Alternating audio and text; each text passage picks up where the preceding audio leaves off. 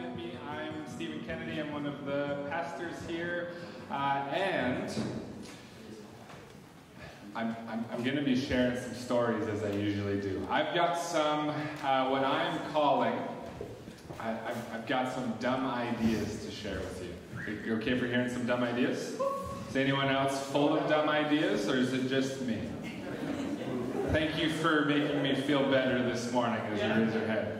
Okay, here's some dumb ideas for you. In 1952, there was a young man living in a small town that was facing industrial decline. The railway industry was leaving the city, jobs were disappearing, it wasn't looking good, and so something had to be done to save the city. And so, this young man had an idea, and more specifically, a dumb idea. Like a really dumb idea. He said, I think we should start a theater company.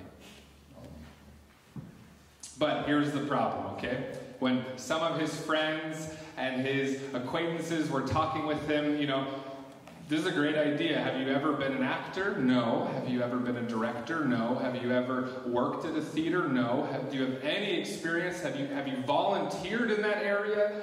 No, but it'll be fine. It'll work out. It's okay.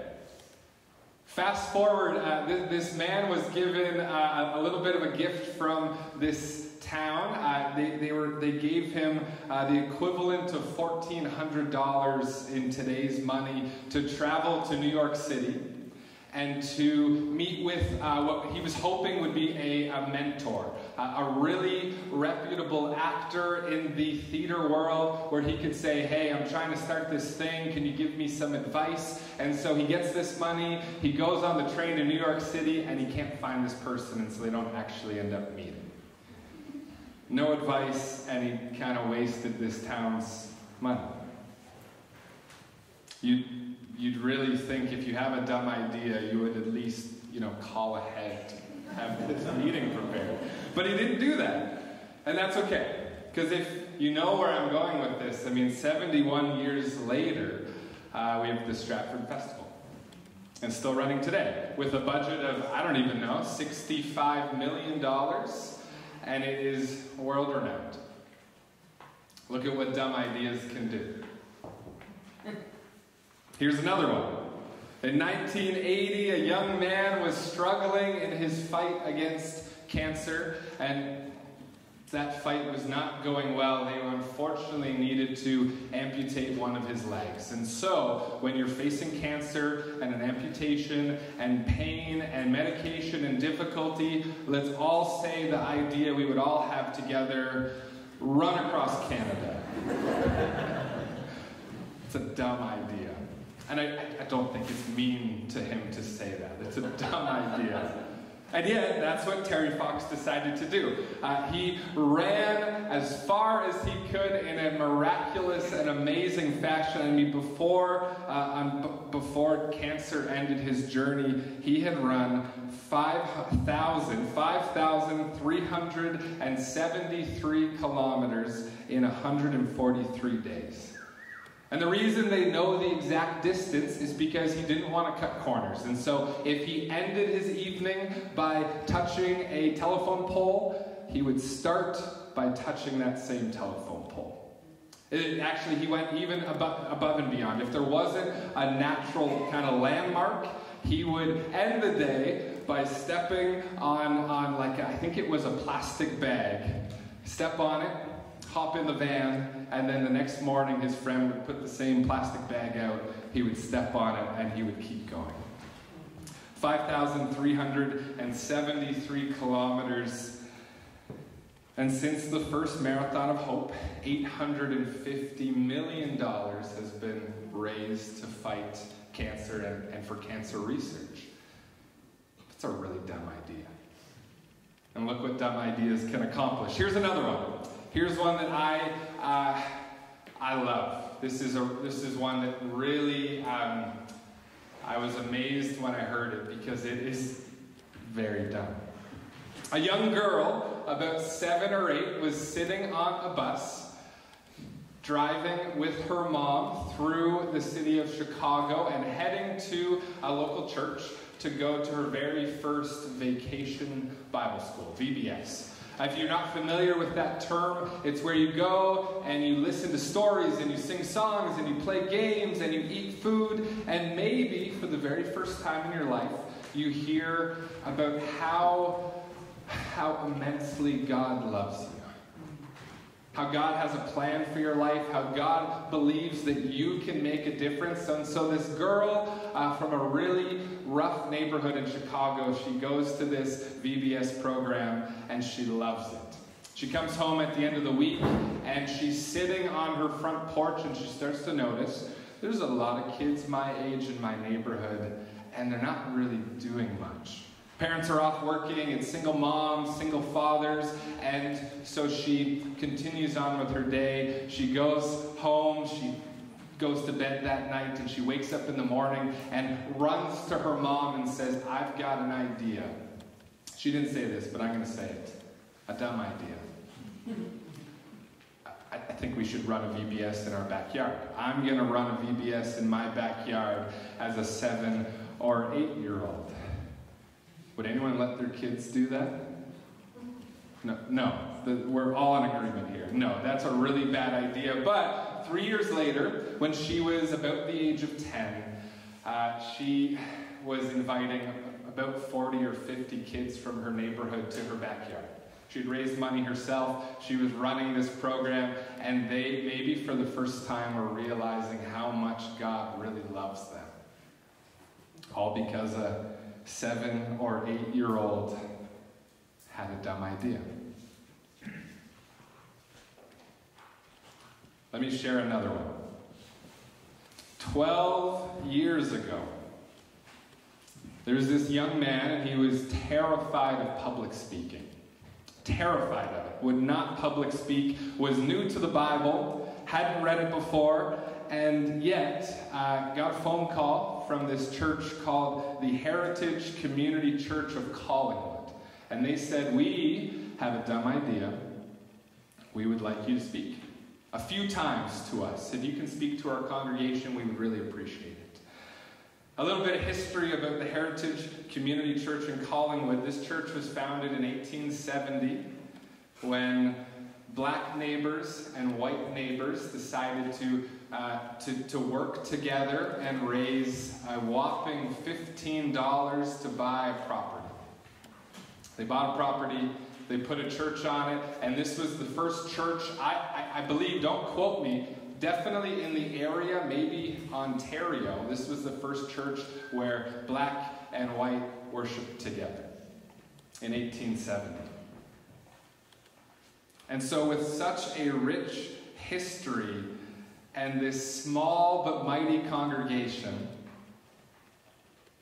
I think it was a pretty dumb idea to call this random 18-year-old and say, hey, you've never done this and you're terrified to do it and you don't know anything about the Bible. Would you like to speak to us? We have a lot of wisdom, but we would like to hear what you have to say to us.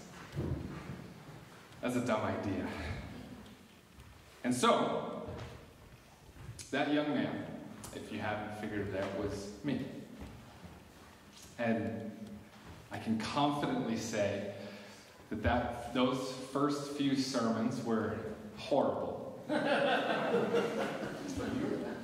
For everyone. They were awful. I'm not going to bore you with the details, but I found one of them a few years ago, and I did not hold on to it, because it is not good. I remember they handed me a microphone the very first week, and they said, if you could please speak into this. And I think at that time the church was about 12 people. And I thought it was hilarious that I needed a microphone to talk to 12 people. But if it wasn't for that horrible idea, without their bravery and really their generosity, I mean, I wouldn't be standing on the stage today. I wouldn't be doing anything that I'm doing today, but they had a dumb idea and they followed through with it, and I am thankful for that dumb idea. Here's the last one. Here's the last dumb idea I'll share this morning. This comes out of the book of Luke. The Bible can have dumb ideas. There's the spoiler for you. Jesus was sitting on the sand beside the Sea of Galilee and was teaching a large group of people. These people had traveled far distances to hear Jesus teaching, and they were starting, as we all would, to get hungry. For many of these people, they had been journeying with Jesus for a few days, and either they didn't pack enough food, they didn't expect to be out there that long, or they couldn't afford it. And so they didn't have the opportunity to bring food with them, but they went anyways. And so the disciples, they come to Jesus and they say, "Rabbi, everyone's getting hungry. What are we going to do about it?"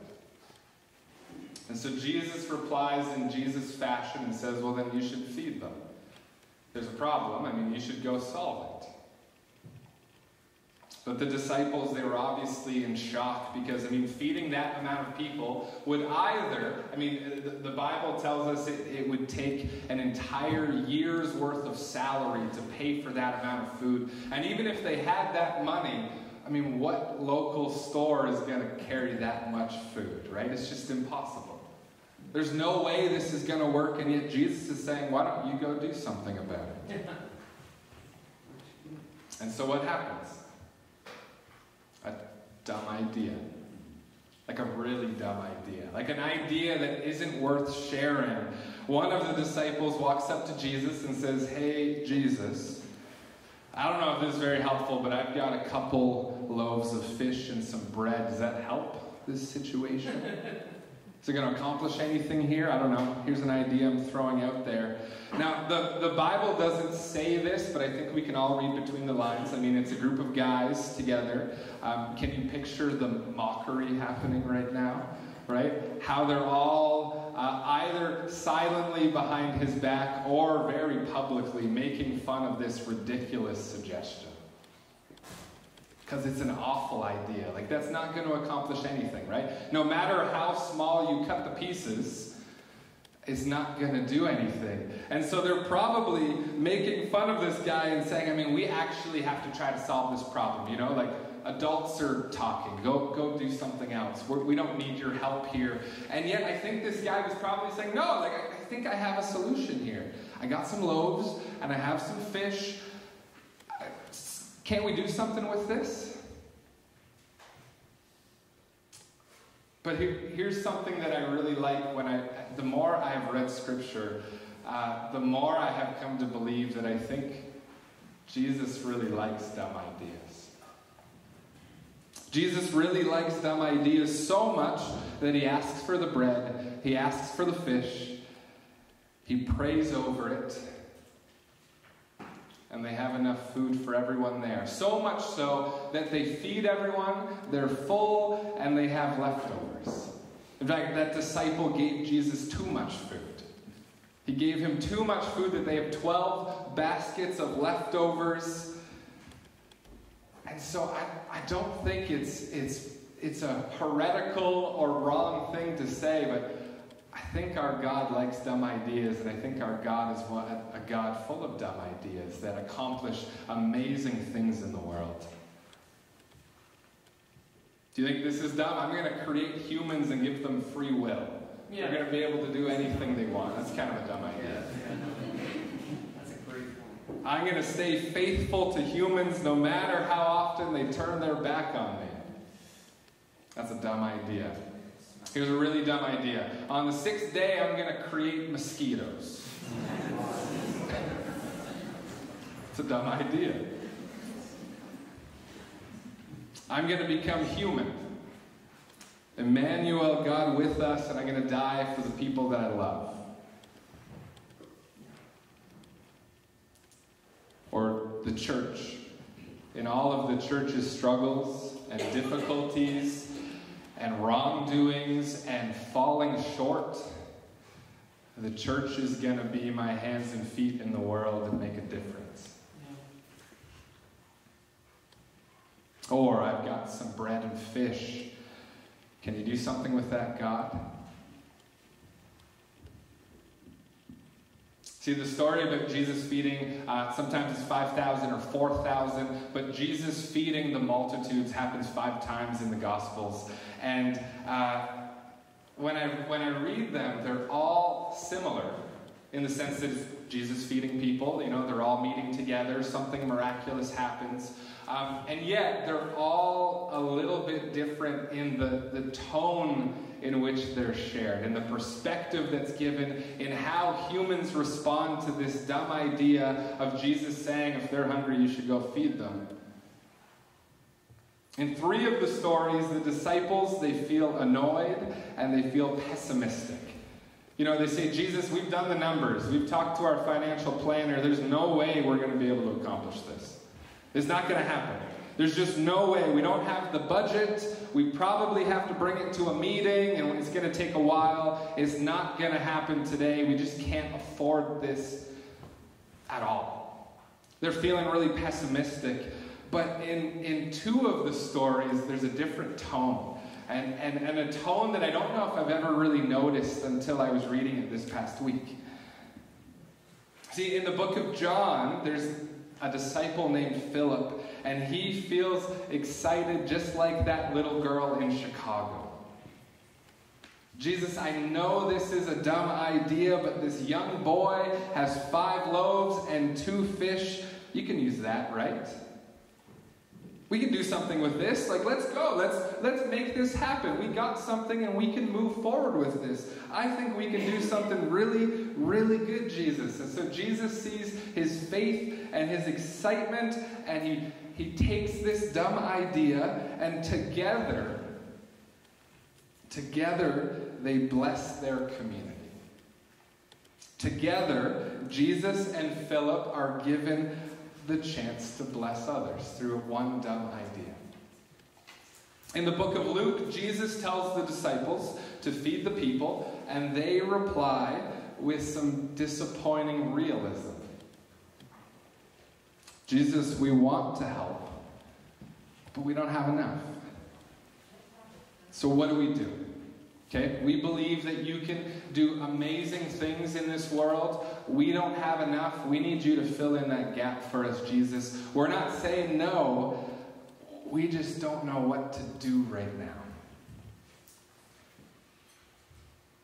And so Jesus replies by showing them that their gift, no matter how small, no matter how insignificant, no matter how in comparison to the problem, it's not going to accomplish anything. Jesus looks at that gift and says, yeah, that's great. That's enough.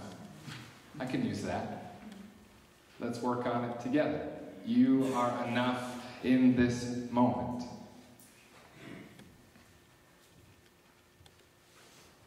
Because just because we might see something as inadequate or too small doesn't mean that Christ can't use it to bless our community.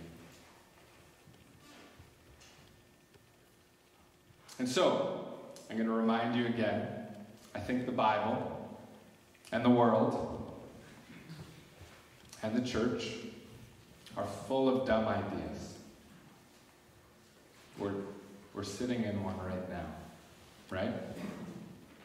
I think a church should meet in a school.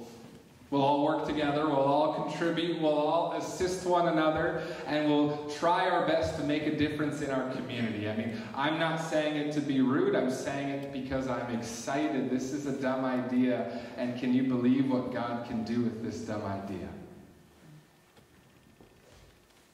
Because let's be honest, if God can do great things in a factory, or in a park, or in the field of another church underneath trees. I think our stage was a trailer.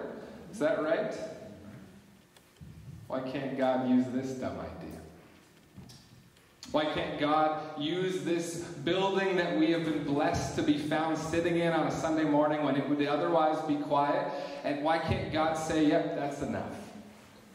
Good things can happen in our community with these dumb ideas. Because here, when I look at those stories of Jesus feeding the multitudes, here's the thing I find miraculous. Often when we look at it, we say the miracle was Jesus multiplying food. And that's pretty miraculous. But I think what is that much more miraculous is Jesus saying, I want to do it in partnership with humans. You know what I mean? Why, when the disciples go to Jesus and say, everyone's hungry, why couldn't Jesus just go, yep, here's food. It's done. We're filling a need here. But instead, Jesus says, no, I would like to work with you on this. Do you have an idea? Do you have a dumb idea? Do you have a little bit of resources? Do you have something that you can contribute? How can I multiply that by you saying, here's an idea, God. How can I use that for your glory? For me, that's the miraculous thing that God over and over and over again wants to partner with us. That God wants to take our little offerings, our little gifts, our ideas, and multiply it to do great things. The miraculous part of this journey that we are on is God reaching out to us and asking, what do you have that can make a difference? You've got a broken down minivan? Anyone got those? Yep, I can work with that. You got a living room? I can work with that. Do you have zero money but want to pray for your city? I can work with that. Do you love cooking? God can definitely work with that. Are you scared of public speaking but you want to share your testimony? I can work with that. See, the church becomes miraculous when each of us brings the little bits that we each have to offer, combine it, and say, God, here's what we got. It's not a lot, but it's yours. And I don't know about you, but in my 12 years of this faith journey that I'm on with my Creator, I think the only response to that I've ever heard from God is I can work with that. That's enough. Let's see what happens. Let's see how that can be multiplied. And so we're in a new season as a church, in a new location. But if we offer the little things that we have to each other, I think we'll see miracles happen. And so here's my prayer for this fall. My heartfelt prayer is that we will be a community of dumb ideas. I've got some dumb ideas. I hope you have some too. I hope we can be a community of dumb ideas, of prayer and meditation, and of action. That we can be brave enough to bring the little bits that we each have together, share a dumb idea, and see how God can multiply it. Because who knows? Maybe all God is waiting for right now is one of their children to say, hey, God, I've got some stuff. Is this enough? Can you do something with it? Thanks, Stephen. When I told Tammy I was going to do Awesome God, I don't know if this is verbatim, but she might have said that was a dumb idea. Get out of the 80s, old man. And she said, you're not going to do the verses, are you? And I'm like, Well, now I am. So we're not going to do the verses. Bruce is kind enough to remind me what we used to sing, because I don't think I'd ever heard the verses until a couple of years ago, and they are a little strange. I'm not comfortable singing about the Ritz, are you? So, some of you might be familiar with this story. Humble yourselves in the sight of the Lord, and then you repeat. Humble yourselves in the sight of the humble yourselves in the sight, and He will lift you up, and He